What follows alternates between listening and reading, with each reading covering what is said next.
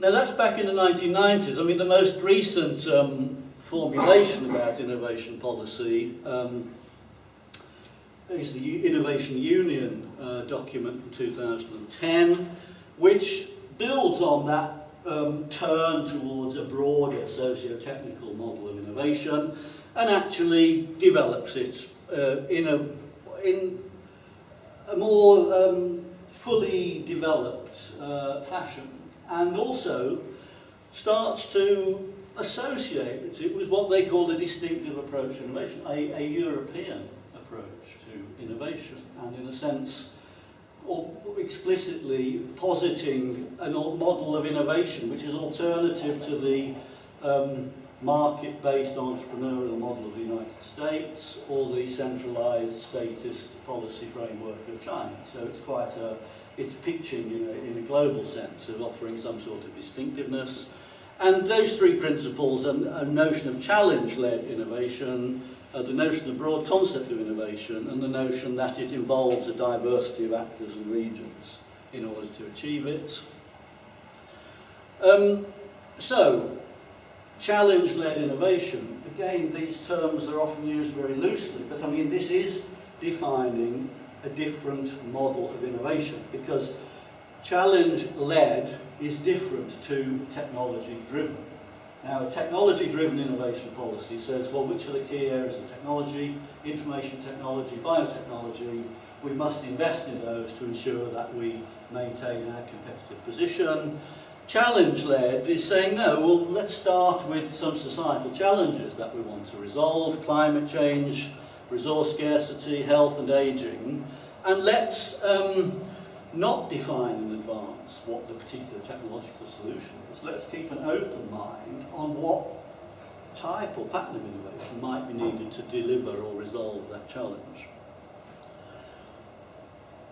Now, so it's sort of moving away from a technology-driven approach to a much less predetermined choice about which technologies or which areas of social innovation might be important.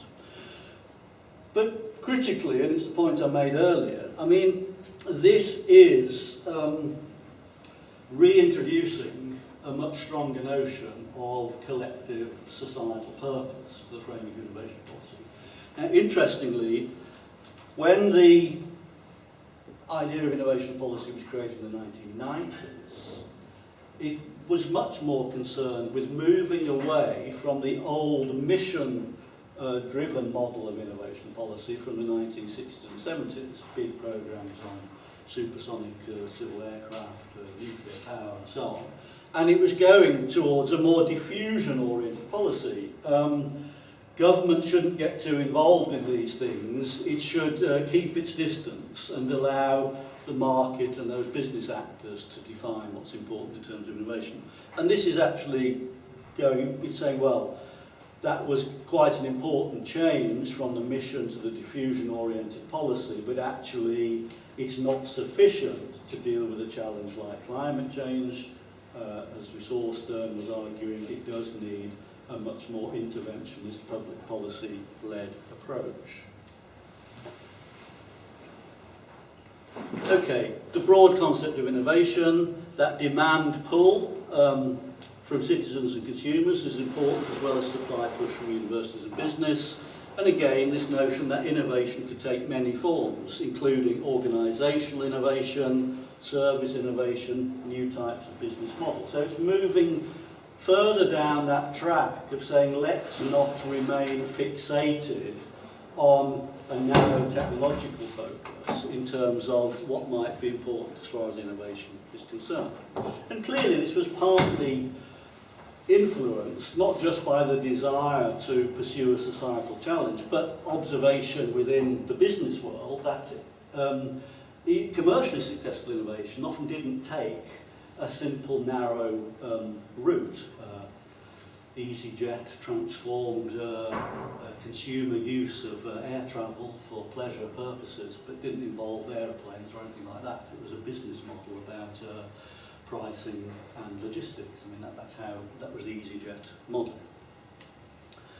And then, again, reiterating partnership of social actors, not just the business sector, but public authorities, and I'll come back to this later, national, regional and local level, as well as civil society organisations.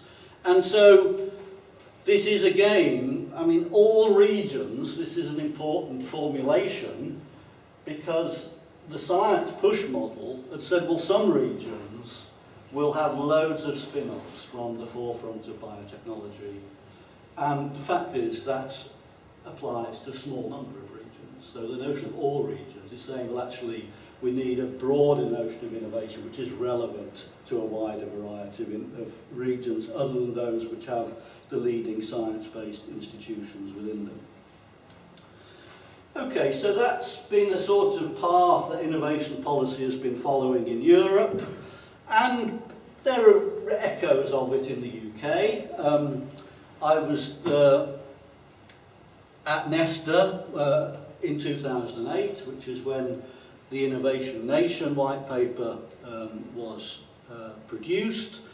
And the interesting thing is that only the previous year, Lord Sainsbury had produced his innovation policy white paper called The Race to the Top. And Sainsbury was a complete science push person. I mean, the preface to his white paper were, most innovations arise from advances in basic science, which was frankly a position that no one who'd been at all academically serious about innovation had held for more than 20 years. But he still, and as you know, he focused attention on getting resourced into the science base, and that was his model for innovation. But the Innovation Nation really was quite a break with that. It was arguing for a challenge-led approach to innovation. It was putting much more emphasis on the demand side, emphasising the role of social innovation as well as technological innovation, the role of public as well as private actors, and the importance of interactive networks. So, both at European and UK level, and we've seen this in many situations, we see the sort of attempt to reconfigure innovation policy in a different way. And I found it very interesting being at Nesta that year, because I'd been part of an academic community which for the previous 40 years have been developing ideas which were alternative to the linear science push model. I mean, the interactive model of innovation, I mean, was initially formulated in the 1970s, which were the first, these were the first empirical studies of innovation in the business sector carried out at Sussex University and at Manchester University. And the first finding had been that the notion that innovation arose from investments in basic science was completely misplaced. And then over the previous decades, you'd had the idea of user-led innovation from Eric von Hippel, the models of open innovation from Henry Chesborough, new ideas about actor networks from the actor network theorist in France, Lawrence Lessig's notions about the innovation commons, and the idea about socio-technical transitions that I referred to earlier. So from the outside, I couldn't understand why these academic ideas were not entering the policy world. And it was quite interesting because that year at Nesta had been newly created and was being relied on to inform this new innovation policy. And it wasn't a science-based institution, science, technology and the arts, but actually, if there was a dominant group, it was creative entrepreneurs. That was the sort of framework. And so the fact that Nesta was suddenly given this role sort of suddenly opened these gates of ideas that have been bubbling around in the academic world into the policy arena.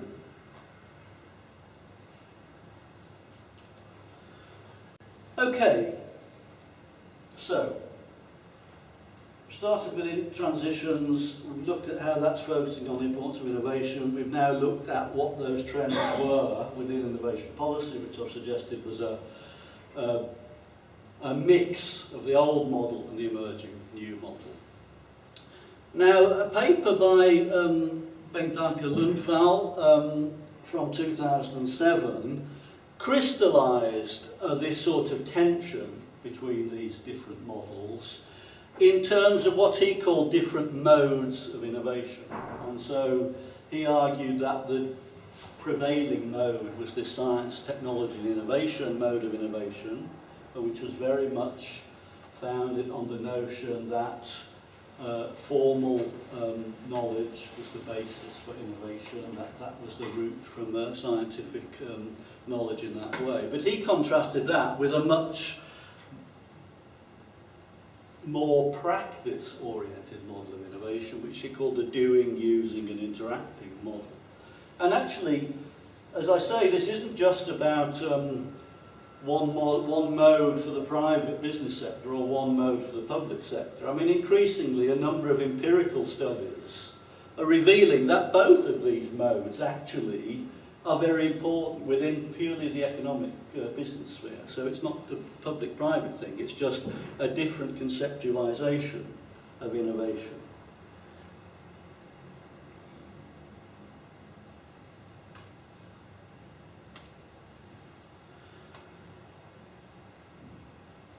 So clearly the policy implications, if we think in terms of those two different modes of innovation, is that actually to enable an innovation policy appropriate for a socio-technical transition to a low-carbon society or green economy would probably entail a shift in the mode of innovation, from one based on producers and technologically based to one which was much more consumer and use oriented. And if that was the case, then this raised some important issues about, well, who are the social actors that you regard as the key players in your innovation system? If you feel that maybe a shift from that technology focus is needed, and the need to engage, therefore, with new knowledge practices.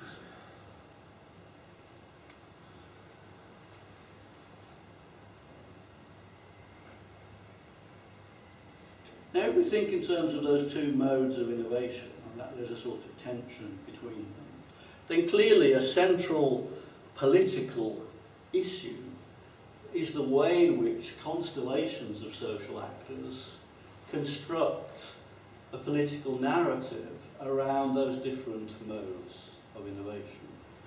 And what I would argue is that although we've seen quite significant forces within the policy arena trying to push the envelope out into a much more broader challenge-led model, that actually there have been quite strong interests which have sought to nurture the traditional science and technology push model of innovation. And I would say, so I call this the business science narrative. I mean, this is basically an alliance between large incumbent businesses and the science establishments in countries like the UK.